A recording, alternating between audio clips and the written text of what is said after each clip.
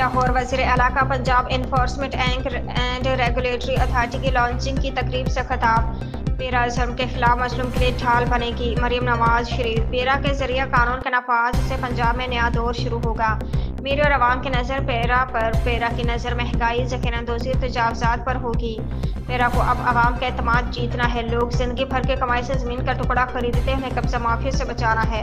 पेरा का हर अफसर और जवान मजलूम का मुहाफिज और जुल्म के लिए, जालिम के लिए दहशत की अलामत बनेगा।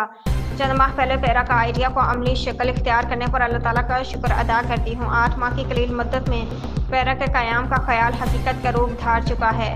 पेरा फोर्स की ट्रेनिंग और तैयारी देखकर खुशी हुई। सीएम बनने पर अदराक हुआ कि महंगाई कंट्रोल करने के लिए पंजाब में कोई बाकायदा अदारा नहीं। प्राइस कंट्रोल मैनेजमेंट के लिए कमिश्नर, डीसी और रेवेन्यू डिपार्टमेंट की खदमात ली जाती थी। कब तक इंतजाम को महंगाई, मुनाफाखोरी और तजावजात के खात्मे के लिए भागते रहेंगे। मरीम नवाज शरीफ।